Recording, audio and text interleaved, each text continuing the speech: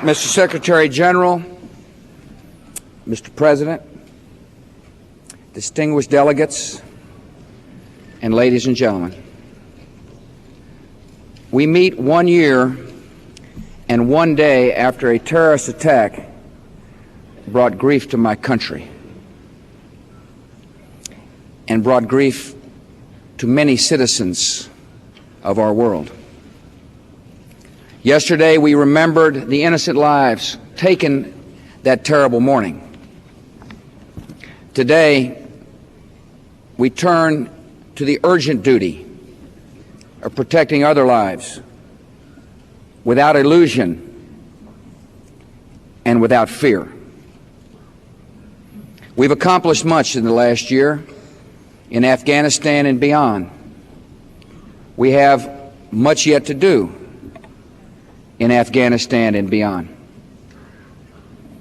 Many nations represented here have joined in the fight against global terror, and the people of the United States are grateful. The United Nations was born in the hope that survived a world war, the hope of a world moving toward justice, escaping old patterns of conflict and fear. The founding members resolved that the peace of the world must never again be destroyed by the will and wickedness of any man. We created a United Nations Security Council so that, unlike the League of Nations, our deliberations would be more than talk.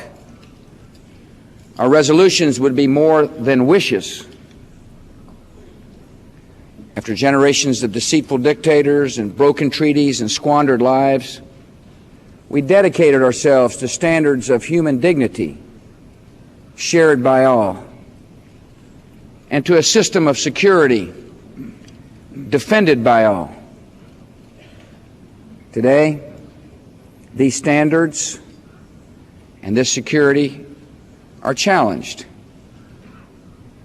Our commitment to human dignity is challenged by persistent poverty and raging disease.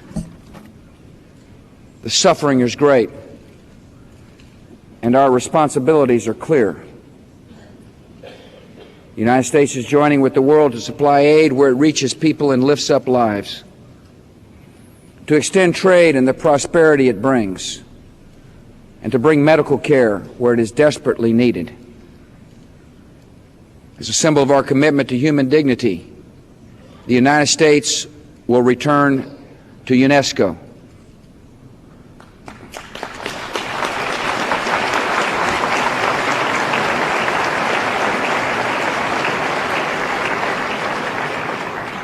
This organization has been reformed, and America will participate fully in its mission to advance human rights and tolerance and learning.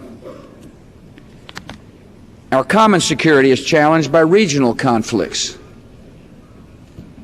ethnic and religious strife that is ancient but not inevitable. In the Middle East, there can be no peace for either side without freedom for both sides.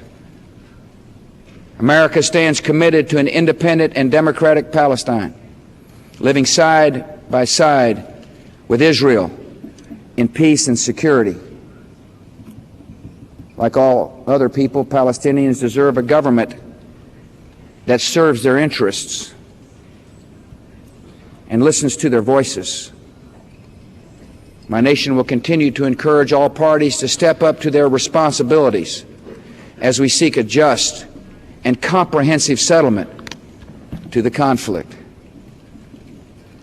Above all, our principles and our security are challenged today by outlaw groups and regimes that accept no law of morality and have no limit to their violent ambitions. In the attacks on America a year ago, we saw the destructive intentions of our enemies. This threat hides within many nations, including my own. In cells and camps, terrorists are plotting further destruction. and building new bases for their war against civilization. And our greatest fear is that terrorists will find a shortcut to their mad ambitions when an outlaw regime supplies them with the technologies to kill on a massive scale. In one place, in one regime, we find all these dangers in their most lethal and aggressive forms. Exactly the kind of aggressive threat the United Nations was born to confront. 12 years ago, Iraq invaded Kuwait without provocation. And the regime's forces were poised to continue their march to seize other countries and their resources. Had Saddam Hussein been appeased instead of stopped, he would have endangered the peace and stability of the world. Yet this aggression was stopped by the might of coalition forces and the will of the United Nations. To suspend hostilities, to spare himself, Iraq's dictator accepted a series of commitments. The terms were clear to him and to all. And he agreed to prove he is complying with every one of those obligations. He has proven instead only his contempt for the United Nations and for all his pledges. By breaking every pledge, by his deceptions and by his cruelties, Saddam Hussein has made the case against himself. In 1991, Security Council Resolution 688 demanded that the Iraqi regime cease at once the repression of its own people, including the systematic repression of minorities, which the Council said threatened international peace and security in the region. This demand goes ignored. Last year, the UN Commission on Human Rights found that Iraq continues to commit extremely grave violations of human rights and that the regime's repression is all-pervasive. Tens of thousands of political opponents and ordinary citizens have been subjected to arbitrary arrest and imprisonment, summary execution, and torture by beating and burning, electric shock, starvation, mutilation, and rape. Wives are tortured in front of their husbands, children in the presence of their parents, and all of these horrors concealed from the world by the apparatus of a totalitarian state. In 1991, the UN Security Council, through resolutions 686 and 687, demanded that Iraq return all prisoners from Kuwait and other lands. Iraq's regime agreed. It broke this promise. Last year, the Secretary General's high-level coordinator for this issue reported that Kuwaiti, Saudi, Indian, Syrian, Lebanese, Iranian, Egyptian, Bahraini, and Omani nationals remain unaccounted for. More than 600 people. One American pilot is among them. In 1991, the UN Security Council, through Resolution 687, demanded that Iraq renounce all involvement with terrorism and permit no terrorist organizations to operate in Iraq. Iraq's regime agreed. It broke this promise. In violation of Security Council Resolution 1373, Iraq continues to shelter and support terrorist organizations that direct violence against Iran, Israel, and Western governments. Iraqi dissidents abroad are targeted for murder, In 1993, Iraq attempted to assassinate the Emir of Kuwait and a former American president. Iraq's government openly praised the attacks of September the 11th. And al-Qaeda terrorists escaped from Afghanistan and are known to be in Iraq. In 1991, the Iraqi regime agreed to destroy and stop developing all weapons of mass destruction and long-range missiles, and to prove to the world it has done so by complying with rigorous inspections. Iraq has broken every aspect of this fundamental pledge. From 1991 to 1995, the Iraqi regime said it had no biological weapons. After a senior official in its weapons program defected and exposed this lie, the regime admitted to producing tens of thousands of liters of anthrax and other deadly biological agents for use with Scud warheads, aerial bombs, and aircraft spray tanks. UN inspectors believe Iraq has produced 2 to 4 times the amount of biological agents it declared, and has failed to account for more than 3 metric tons of material that could be used to produce biological weapons. Right now, Iraq is expanding and improving facilities that were used for the production of biological weapons. United Nations inspections also reveal that Iraq likely maintains stockpiles of VX, mustard, and other chemical agents, and that the regime is rebuilding and expanding facilities capable of producing chemical weapons. And in 1995, after 4 years of deception, Iraq finally admitted it had a crash nuclear weapons program prior to the Gulf War. We know now, were it not for that war, the regime in Iraq would likely have possessed a nuclear weapon no later than 1993. Today, Iraq continues to withhold important information about its nuclear program, weapons design, procurement logs, experiment data, and accounting of nuclear materials and documentation of foreign assistance. Iraq employs capable nuclear scientists and technicians. It retains physical infrastructure needed to build a nuclear weapon.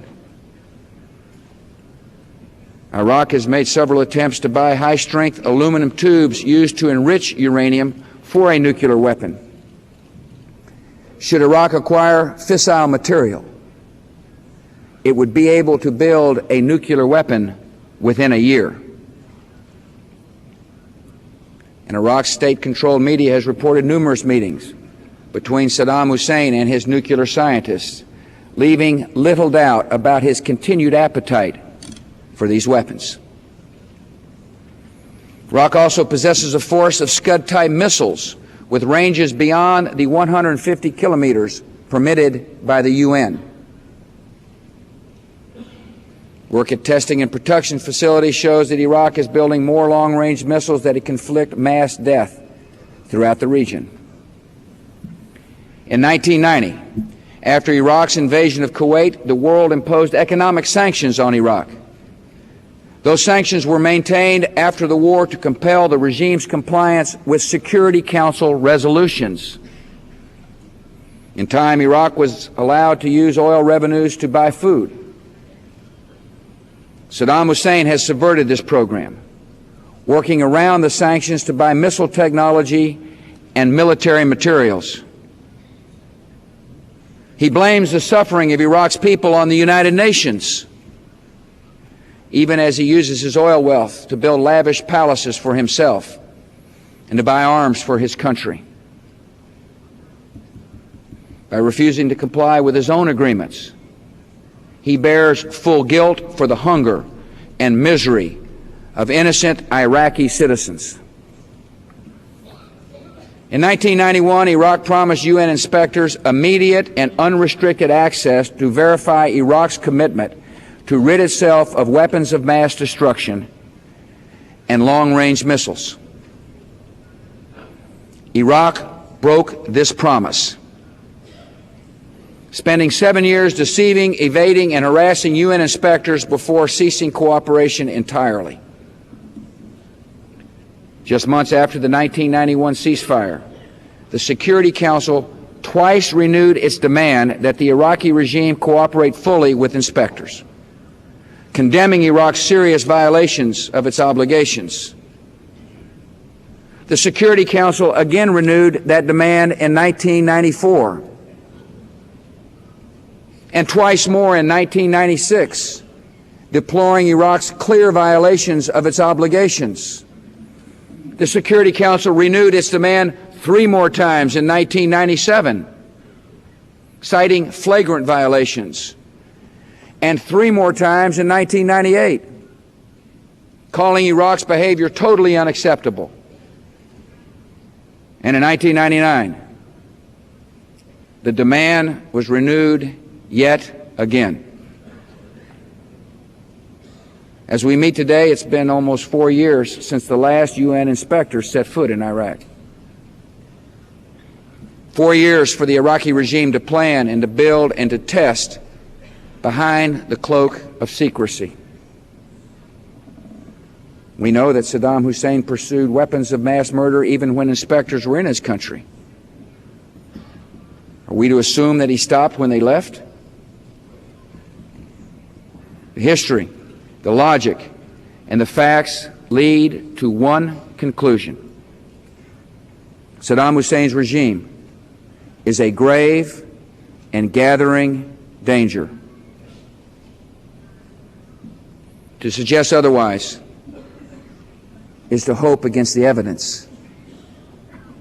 To assume this regime's good faith is to bet the lives of millions and the peace of the world in a reckless gamble.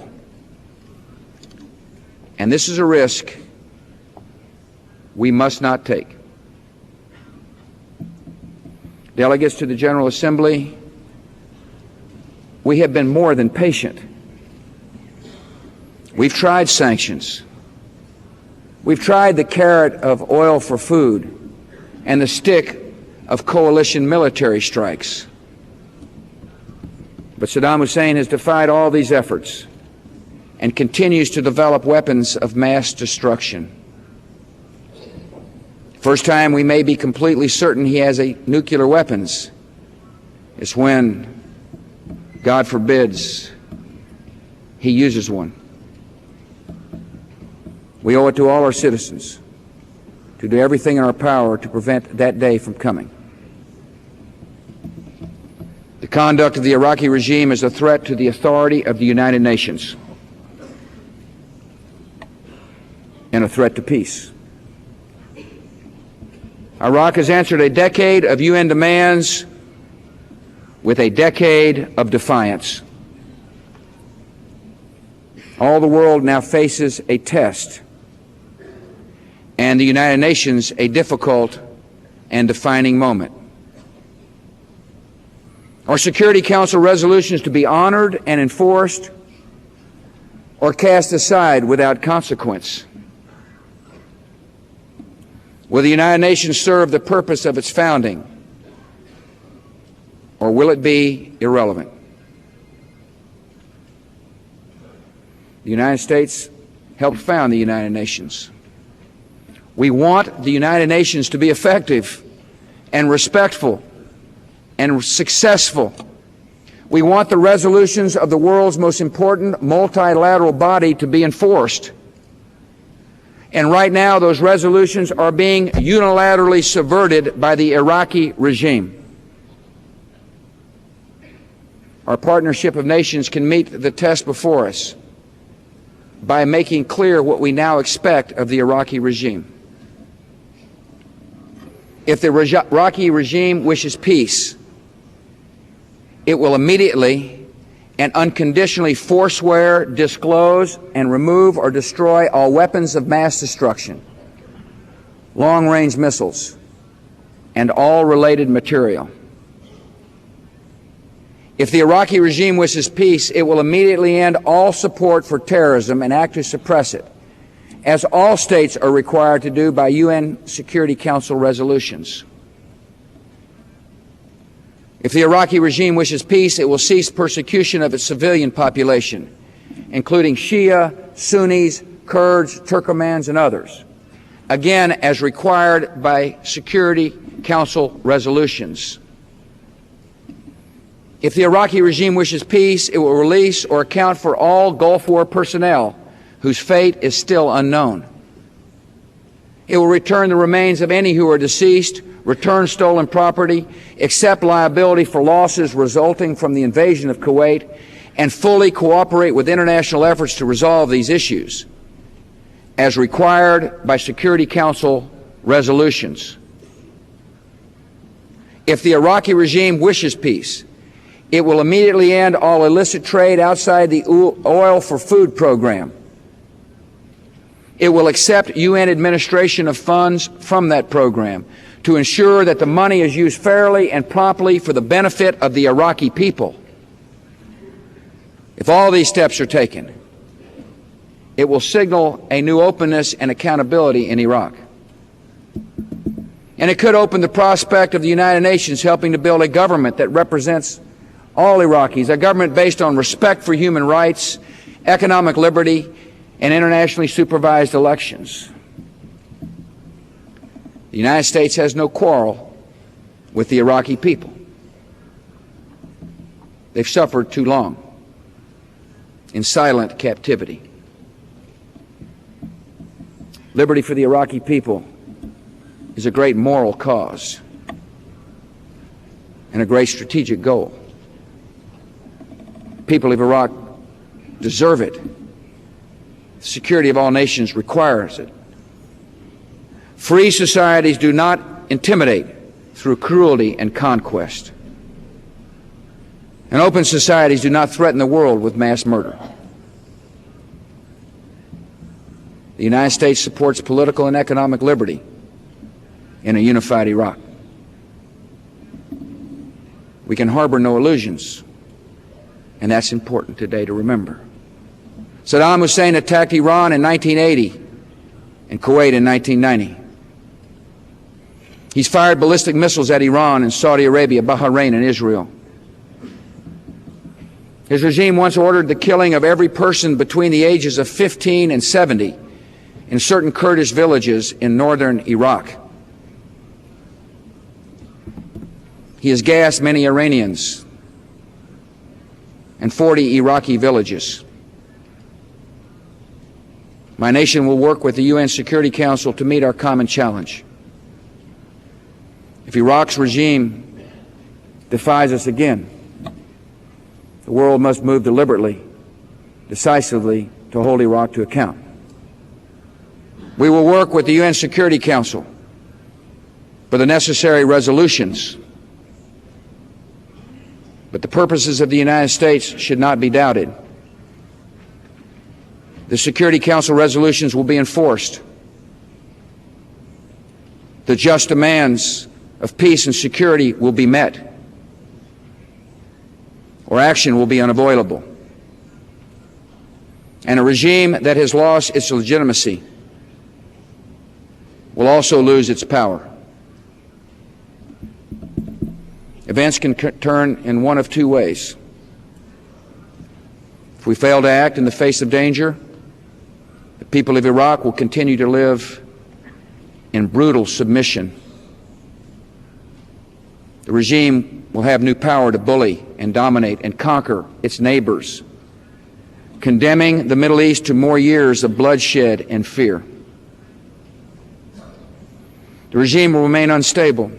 The region will remain unstable, with little hope of freedom, and isolated from the progress of our times. With every step the Iraqi regime takes toward gaining and deploying the most terrible weapons, our own options to confront that regime will narrow. And if an emboldened regime were to supply these weapons to terrorist allies, then the attacks of September the 11th would be a prelude to far greater horrors.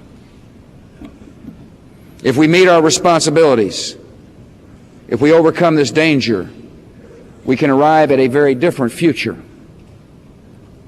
The people of Iraq can shake off their captivity. They can one day join a democratic Afghanistan and a democratic Palestine, inspiring reforms throughout the Muslim world. These nations can show by their example that honest government and respect for women and the great Islamic tradition of learning can triumph in the Middle East and beyond. And we will show that the promise of the United Nations can be fulfilled in our time. Neither of these outcomes is certain. Both have been set before us. We must choose between a world of fear and a world of progress. We cannot stand by and do nothing while dangers gather. We must stand up for our security and for the permanent rights and the hopes of mankind. By heritage and by choice, the United States of America will make that stand. And delegates to the United Nations, you have the power to make that stand as well. Thank you very much.